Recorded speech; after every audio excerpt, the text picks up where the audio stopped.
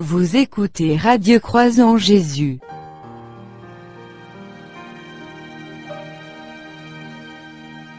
Le regard sur le monde.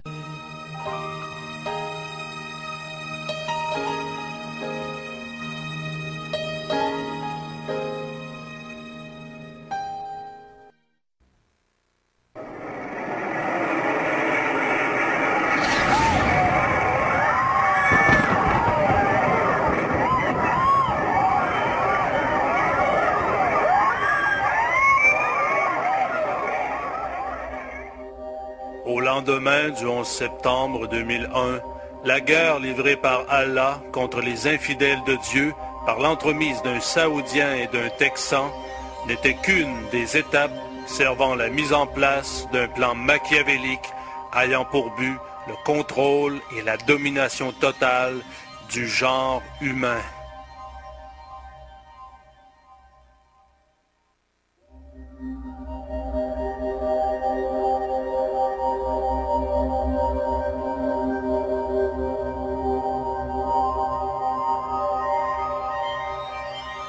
Mr. Speaker, Vice President Cheney, members of Congress, distinguished citizens and fellow citizens. Every year, by law and by custom, we meet here to threaten the world.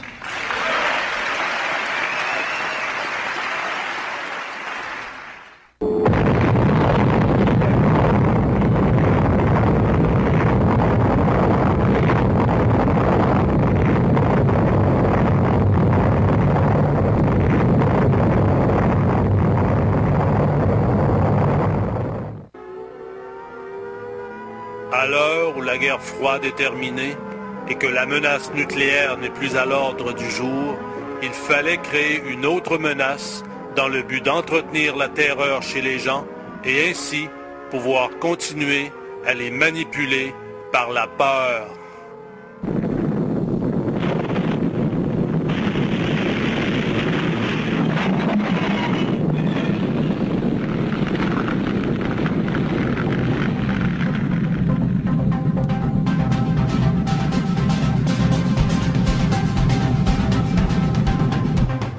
Alors, quoi de mieux que le terrorisme qui, comme un cancer, sans crier garde et sans prévenir, peut, de l'intérieur, vous ravager à tout instant, semant crainte et anxiété.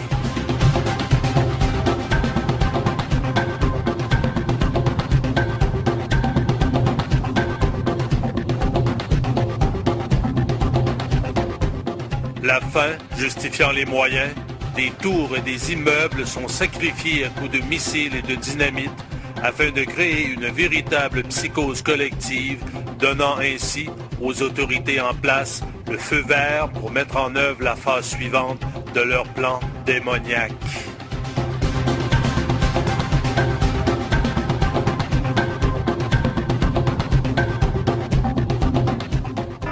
Un niveau d'alerte est maintenu en permanence dans le seul but d'entretenir la terreur afin de mieux manipuler les masses et ainsi obtenir le raccord des décisions gouvernementales.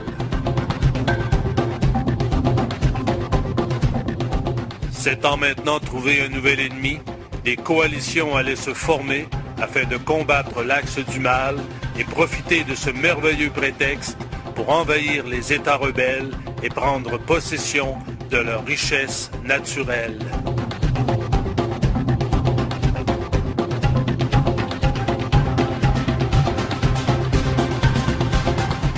La guerre est devenue un business rentable. Les bombes servant à la destruction rapportent des millions à ceux qui les construisent, ceux-là même qui possèdent les compagnies engagées pour la reconstruction.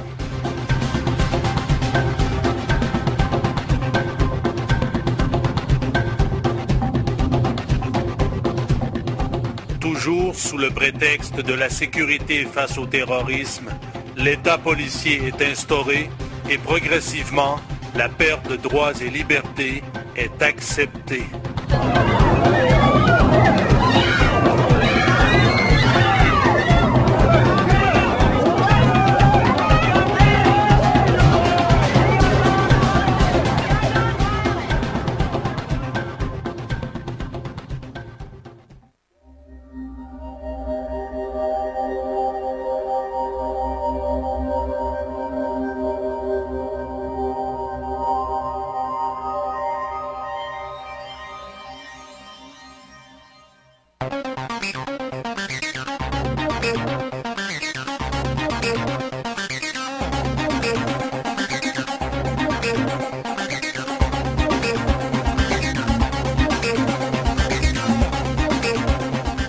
centaines de caméras de surveillance scrutant vos moindres faits et gestes, vous suivant à la trace, mémorisant votre visage dans un superordinateur afin de vous identifier et vous comparer aux millions de fichiers de sa banque de données. Des émissions de télé-réalité sont mises au goût du jour afin de nous accoutumer à l'omniprésence des caméras dans notre vie. Des lois spéciales sont adoptées afin d'obliger chacun à fournir la traçabilité de son identité où qu'il soit sur la planète. Déjà, les photos de nos passeports comportent des visages inertes afin de permettre la reconnaissance faciale par le système. Des logiciels spéciaux sont utilisés afin d'identifier tout comportement suspect, nous obligeant ainsi à nous conformer à une rectitude sociale. Quelle magnifique opportunité que cette chasse aux terroristes pour implanter le système de contrôle biométrique dans les aéroports, les gares et les lieux publics. De nouvelles technologies en plein développement sont déjà à nos portes. La biométrie de la reconnaissance de l'iris de l'œil fait déjà son apparition dans les grandes entreprises où un haut niveau de sécurité est requis. La nouvelle technologie de la reconnaissance du visage donne déjà des résultats prometteurs.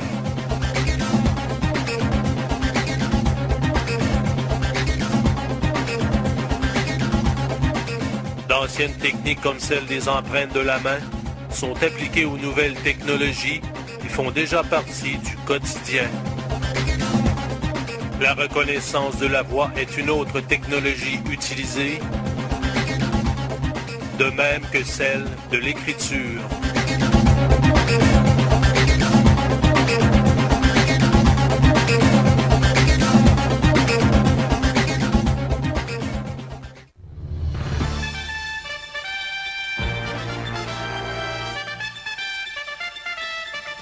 The Federal Immigration Department has started testing the latest biometric technology targeting identity fraud. The system, being assessed in Canberra, scans the human iris, comparing each unique pattern with information stored on departmental databases. A report on the technology's speed and accuracy will be presented to government early in the new year. The government wants the iris scanners online at airports and other border entry points as soon as possible. La société de surveillance biométrique n'est plus une simple fiction, elle est devenue une réalité au quotidien.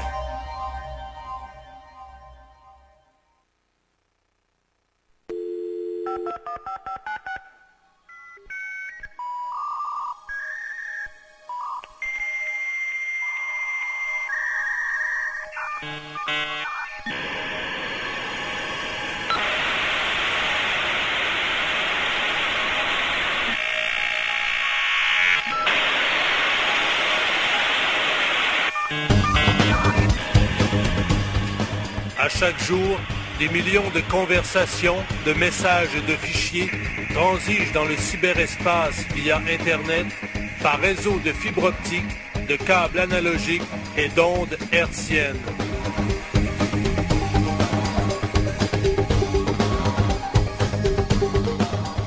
Tout ce que vous dites, tout ce que vous écrivez, tout ce que vous faites transiger via l'une de ces technologies réseau est susceptible d'être intercepté, déchiffré, lu et interprété par une agence gouvernementale mandatée à cet effet.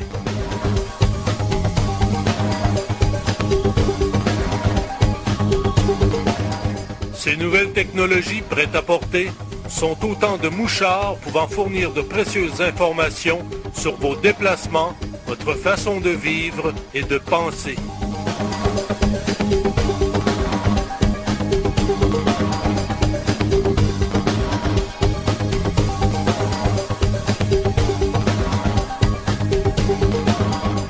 Loin d'être de la fiction, le projet Échelon, aussi appelé la Grande Oreille, et chapeauté par la NSA, intercepte à l'aide de mots-clés les textes et conversations de la planète entière grâce à de super ordinateurs capables de traiter à la seconde des milliards de mots et phrases que nous nous échangeons quotidiennement.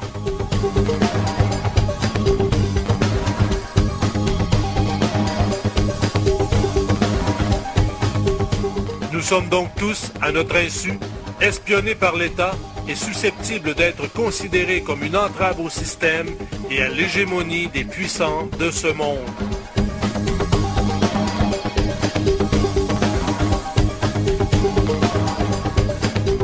Toujours sous le prétexte de la sécurité nationale, galvanisés par cette course aux terroristes, des lois sont imposées, encourageant la délation et donnant encore plus de pouvoir aux forces de l'ordre, rendant le simple citoyen un ennemi potentiel et brimant ainsi davantage les droits et libertés et le respect de la vie privée.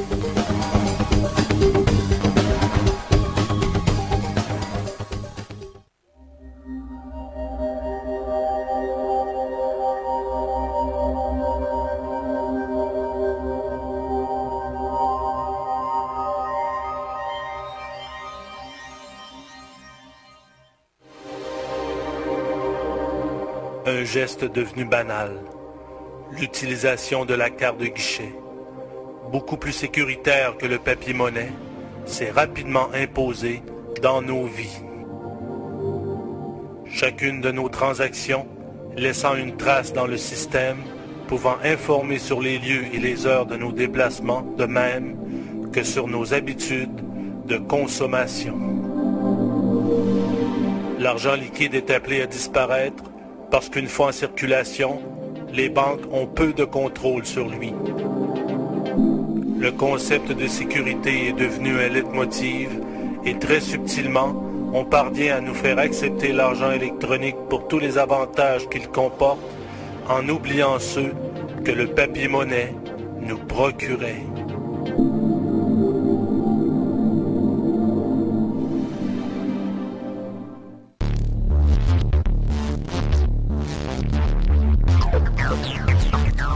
Après la carte débit, la carte à puce s'imposera d'elle-même, car encore plus pratique, puisqu'elle accepte les transactions en petite monnaie et de façon beaucoup plus sécuritaire. Avec la miniaturisation de plus en plus poussée, ce microprocesseur pourra, dans un avenir proche, emmagasiner une quantité phénoménale d'informations. Couplé à une mini-antenne à radiofréquence, il commence déjà à être utilisé par les grandes compagnies pour l'étiquetage de produits de toutes sortes et rendra bientôt le code-barre bien désuet. Cette puce, connue sous le nom de RFID, sera bientôt intégrée à tous les produits et permettra à ces grandes compagnies de débiter la marchandise directement de votre compte tout en vous affublant de mouchards qui les renseigneront sur vous et vos habitudes de consommation. Déjà utilisée sur le bétail et les animaux de compagnie, cette technologie, une fois maîtrisée et bien en place, n'aura qu'un pas à franchir pour s'imposer aux humains.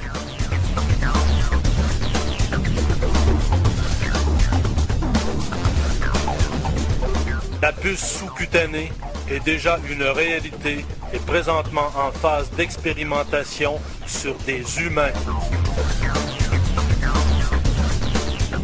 De la grosseur d'un grain de riz, cette puce sera bientôt capable d'emmagasiner la totalité de vos informations personnelles, comptes bancaires et dossiers médicaux inclus.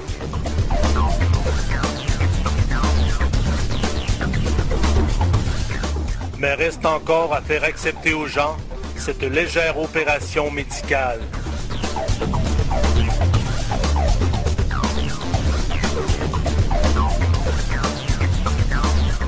C'est pourquoi on prépare présentement la nouvelle génération à se familiariser à l'intrusion d'objets extérieurs dans le corps afin d'être prêt à accepter la puce. Sous de faux prétextes de sécurité, manipulant les peurs, on parviendra à faire accepter aux masses l'implantation de ce mouchard sans qu'il se soucie du véritable enjeu que cache cette nouvelle technologie.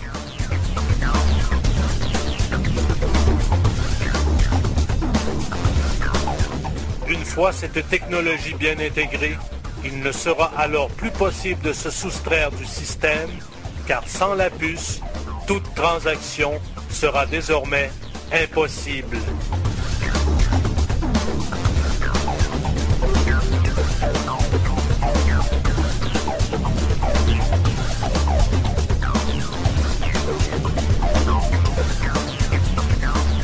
Ne restera alors qu'à y intégrer un GPS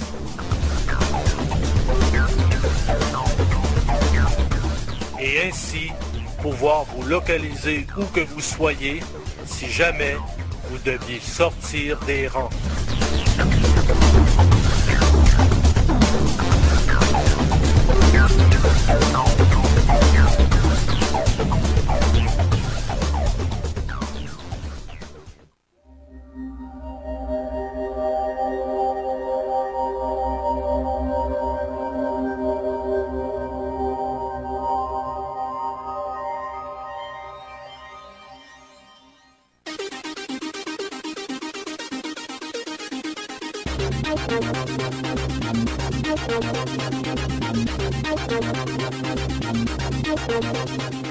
Les médias, grands manipulateurs de l'opinion publique.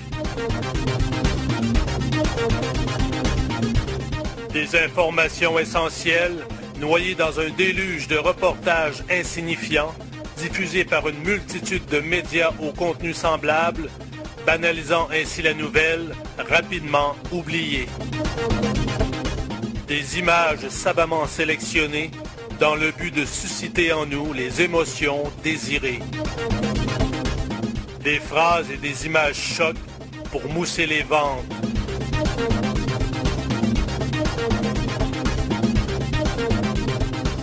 Des sujets toujours plus sensationnalistes pour entretenir la psychose sociale. Des articles et reportages passés sous le crible de la censure afin d'uniformiser les contenus. Des contenus aliénants et banals qui minimisent nos facultés cognitives. L'avancée fulgurante des technologies de la télécommunication et de l'Internet favorise la concentration des différents médias. Sous le terme savant de la convergence, des monopoles se mettent en place pour un contrôle total de l'information.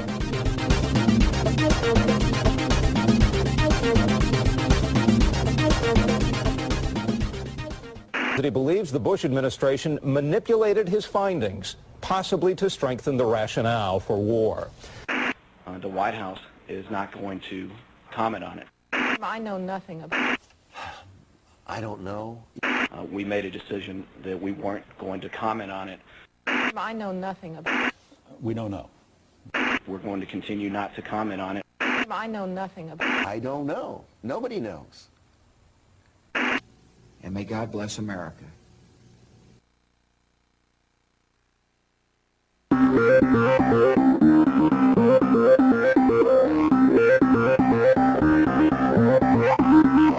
La télévision. Quel magnifique outil de programmation mentale et de propagande. Bien implantée dans toutes les demeures, elle permet d'infiltrer la conscience de chaque individu dans le confort de leur vie privée.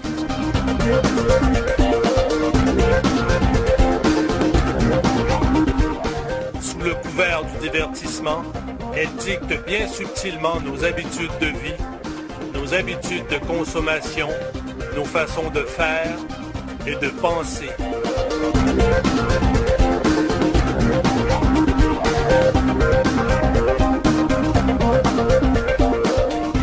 Grande séductrice, elle nous complaît dans notre individualisme et cultive nos pulsions les plus égocentriques.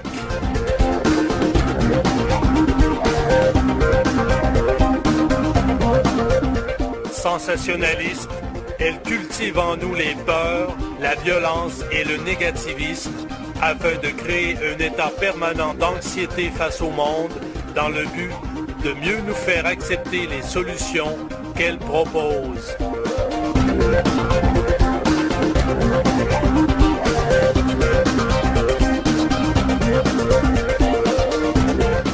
Médium passif, elle nous abrutit par son contenu vide et aliénant afin de faire de nous des esclaves dociles, incapables de réfléchir par nous-mêmes.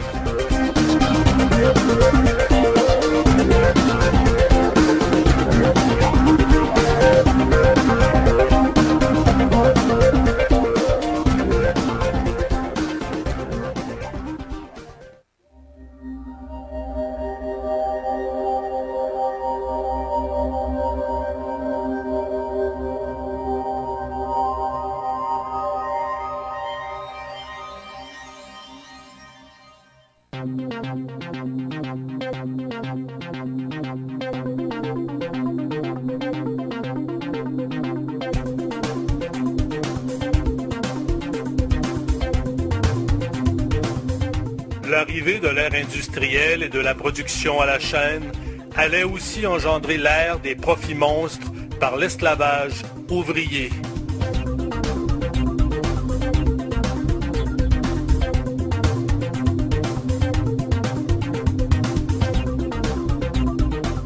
Les patrons, propriétaires des grandes cités ouvrières, récupèrent l'argent versé en salaire à leurs employés en leur revendant les biens matériels qu'ils ont eux-mêmes fabriqués.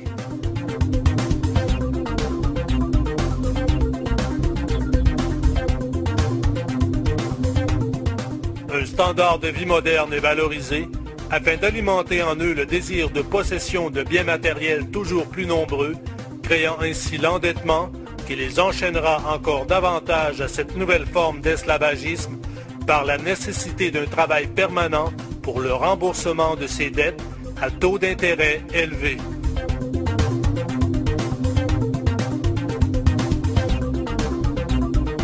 La peur de perdre ses biens, du confort et du mode de vie s'y rattachant est alimentée par les compagnies d'assurance, ce qui garantit au système une main-d'œuvre docile et soumise par la crainte de perdre ce qu'il possède, mais qui, en réalité, appartient aux banques.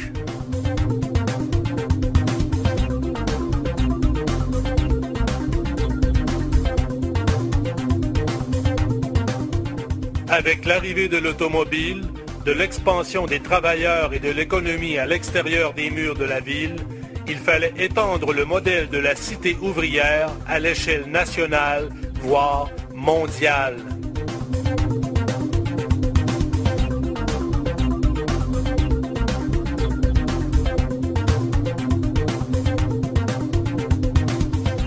L'expansion de ce pouvoir par la possession des moyens de production et la récolte de sommes de plus en plus faramineuses a évolué en ce que nous appelons aujourd'hui la mondialisation.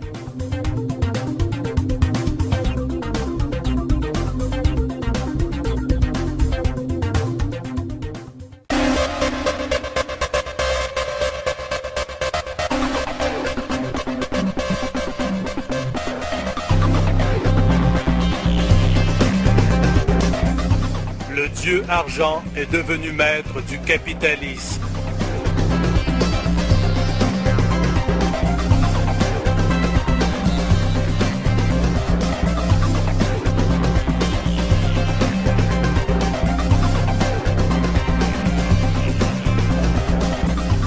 Le profit et le bénéfice net est devenu le nouveau culte des actionnaires corporatifs assoiffés de pouvoir.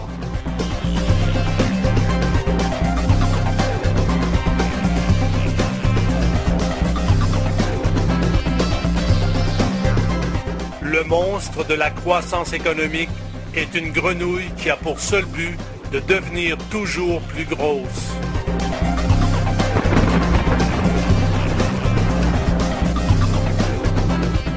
Insatiable, elle dévore les richesses naturelles de la planète, pollue tout sur son passage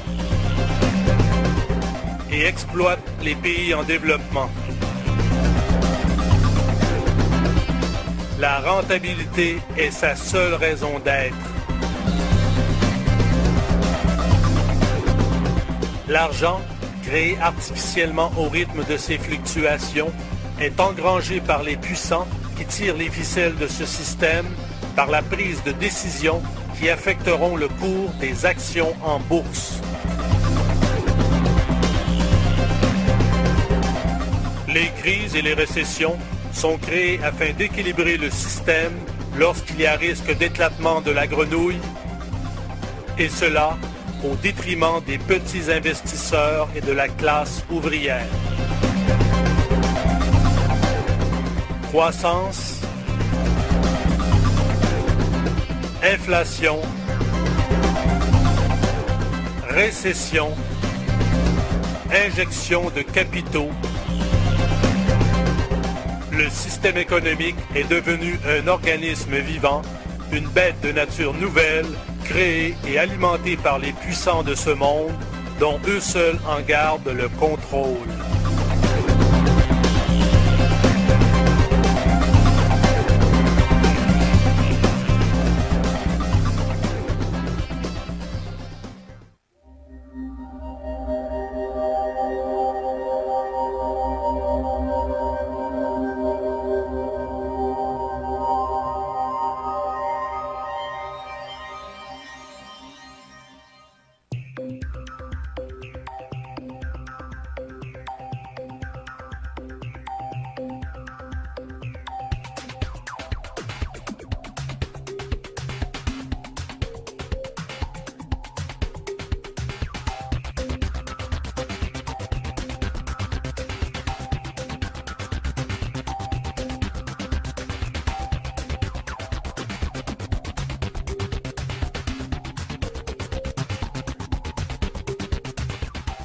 L'humain est devenu un robot servile, esclave des compagnies commerciales et de son système capitaliste.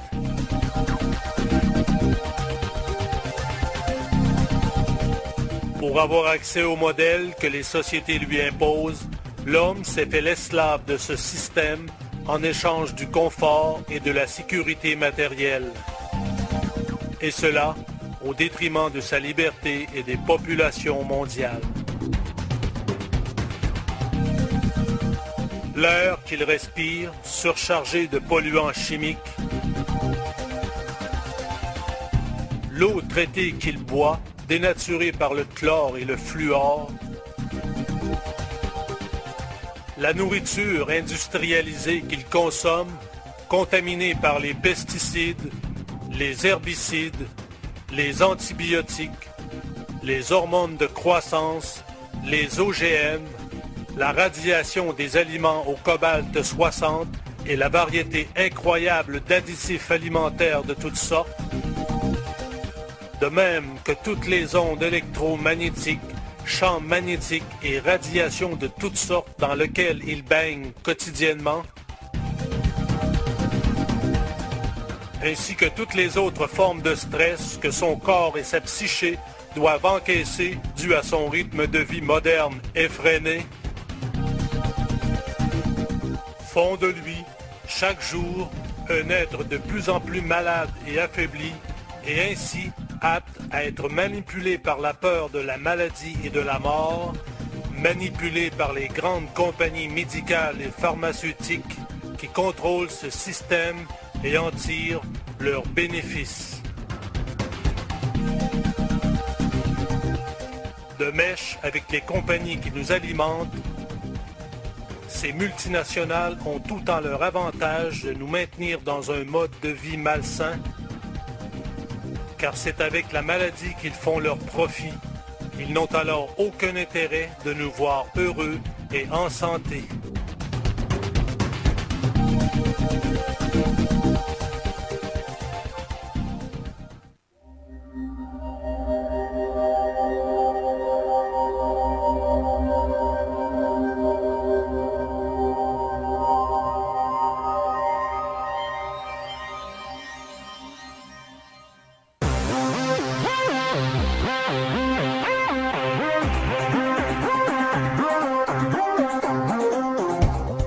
Dans un monde où le profit et le bénéfice net est élevé au rang de culte suprême,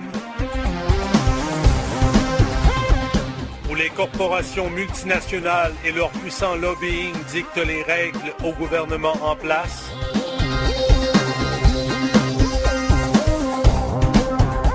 où les enjeux de la mondialisation dépassent ceux des nations, où les conseils d'administration de ces grandes entreprises, non élus par le peuple, prennent des décisions qui auront un impact majeur sur l'environnement, le tissu social et nos vies.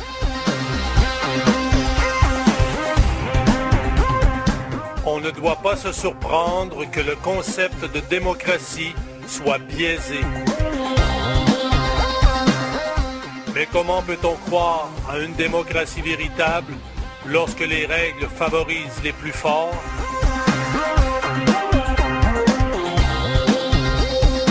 Lorsque les amis du parti sont les actionnaires de grandes compagnies qui attendent un retour sur leur commandite? Lorsque la machine électorale, huilée à coups de millions de dollars, utilise à fond les techniques du marketing de vente pour convaincre l'électorat? Lorsque les hommes mis en place ne sont que les guignols manipulés par un pouvoir qui dépasse notre entendement, et que ce système est érigé comme standard planétaire et imposé par la force aux États rebelles. La démocratie est de la poudre aux yeux, un concept avec lequel on nous gave afin de nous donner l'illusion de la liberté de choix et d'opinion.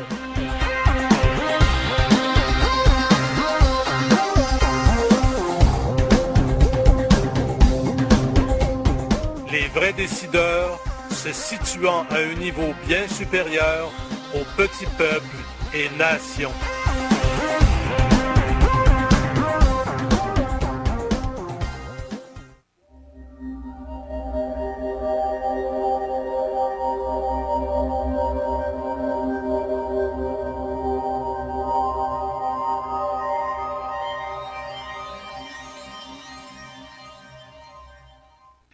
Out of these troubled times, our fifth objective, a new world order, can emerge. Now we can see a new world coming into view. A world in which there is the very real prospect of a new world order.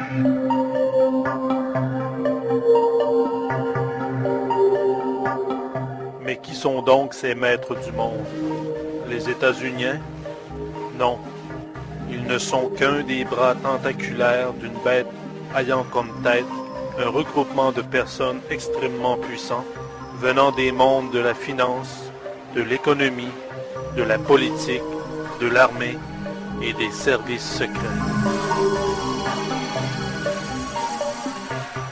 Le bien des autres ne les intéresse pas.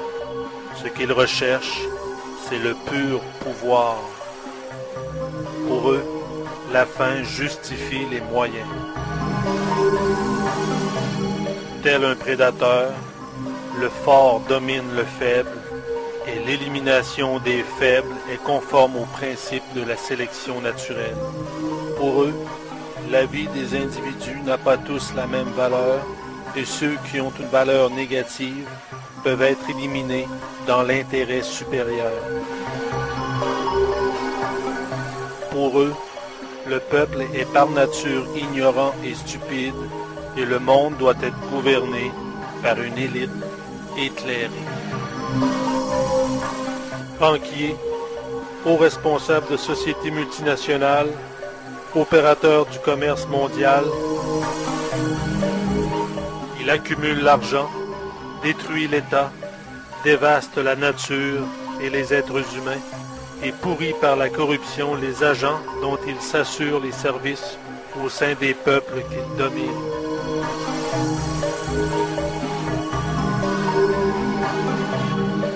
Leur but, le pouvoir, leur réel pouvoir, non plus le pouvoir sur la matière qu'ils dominent déjà, mais le pouvoir sur l'homme et sur son esprit.